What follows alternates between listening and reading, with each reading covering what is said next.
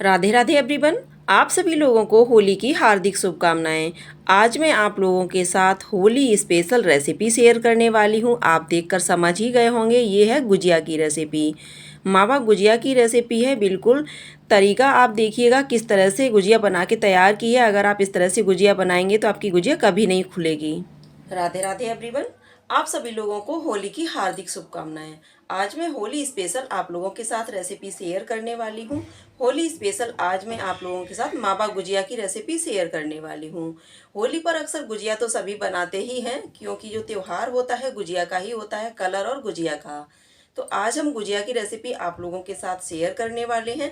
तो रेसिपी को आप फुल वॉच कीजिएगा। अगर आपको मेरी रेसिपी पसंद आती है तो रेसिपी को आप अपनी फ्रेंड फैमिली के साथ शेयर कीजिएगा। चैनल पर अगर आप पहली बार देख रहे हैं तो चैनल को सब्सक्राइब कर लीजिएगा। तो चलिए मज़ेदार सी रेसिपी बनाने शुरू करते हैं।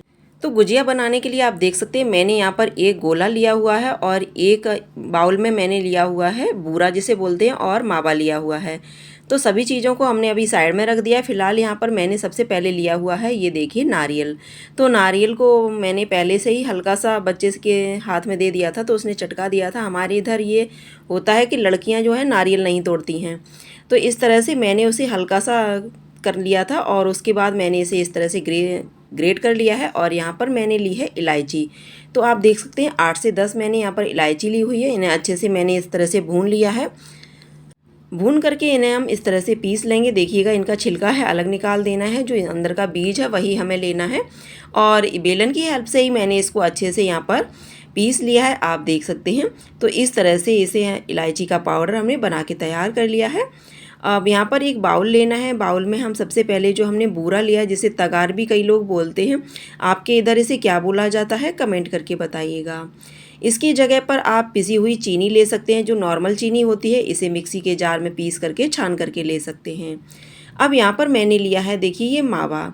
तो मावा आप अपने हिसाब से ले सकते हैं, कम या ज़्यादा है। हर इंसान का अपना अपना हिसाब होता है, किसी को कम मावा मिलता है क्योंकि त्योहार का सीज़न होता है। लेकिन मैंने ये मावा घर में ही बना के तैयार कर लिया था। तो देखिए मावा मैंने ले लिया है। अब यहाँ पर मावा डालेंगे और इस तरह से हाथों से इसे अच्छे से मिक्स करेंगे, ताकि जो मावे की कोई भी इसमें गांठ वगैरह ना रहे। इस तरह से आप दोनों हाथों से इसे अच्छे से रब कर लीजिएगा, अच्छे से मिक्स कर लीजिएगा। तो देखिए मैंने यहाँ पर इसे अच्छे से मिक्स कर लिया है। मावा यहाँ पर आप अपनी इच्छा के अनुसार कम या ज़्यादा कर सकते हैं। ऐसे ही मीठा, जितनी मीठी आप गुजिया बनाना चाहते हो उतना यहाँ पर आप मीठा डालिएगा। अब यहाँ पर मैंने ग्रेट किया हुआ नारियल डाल दिया है। इसको भी हम अच्छे से मिक्स कर लेते हैं। तो आप देखेंगे मैंने यहाँ पर नारियल को भी अच्छे से मिक्स कर लिया है और इस तरह से आप देख सकते हैं एकदम से लड्डू जैसा बंधने लगता है। इतना ही हमें करना है, बहुत ज़्यादा अगर आप गीला कर लेंगे तो गुजिया आपकी खुल जाएगी।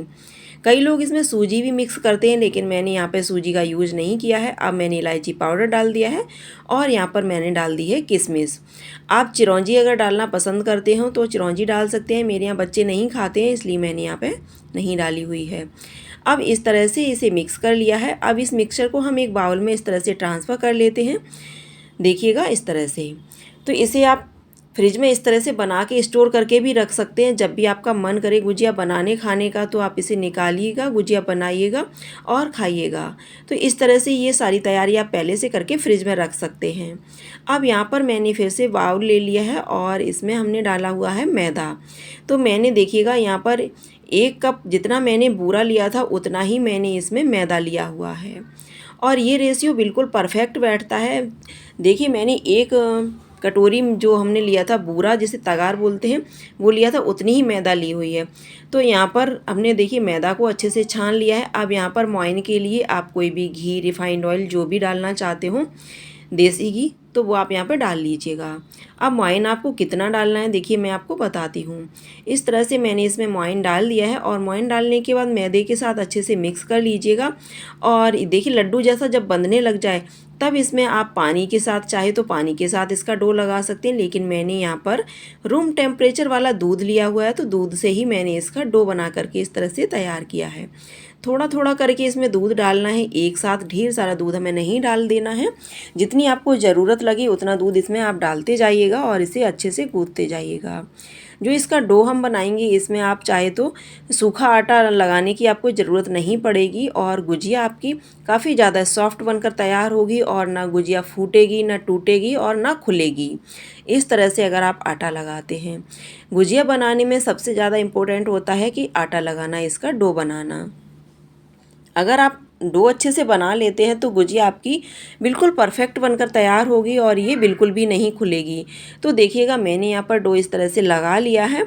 अब इस डो को करना क्या है, एक लीजिएगा प्लास्टिक बैग, इस तरह से प्लास्टिक बैग के अंदर मैंने इसे डाल करके रख दिया है।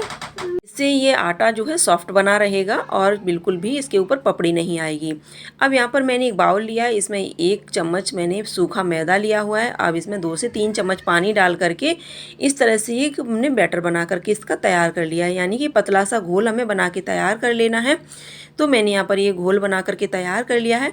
अब इसे भी साइड में रख दिया है। अब देखिए जो हमने यहाँ पर डो बना के तैयार किया था इसमें से हमें आधा डो ले लेना है या थोड़ा सा, जितना आप गुजिया एक बार में बनाना चाहे उतना आप निकाल लीजिएगा। बाकी का पॉलीथीन को आप अच्छे से पलट करके साइड में रख दीजिएगा ताकि ये बिल्कुल भी आटा खुला ना रहे। अब इस तरह से इसका हम पतला सा रोल बना लेंगे। देखिएगा तो रोल हमने बना लिया है। अब यहाँ पर चाकू लेना है, इस तरह से नाइफ़ की मदद से इस तरह से इसके हम पीस कट कर लेंगे।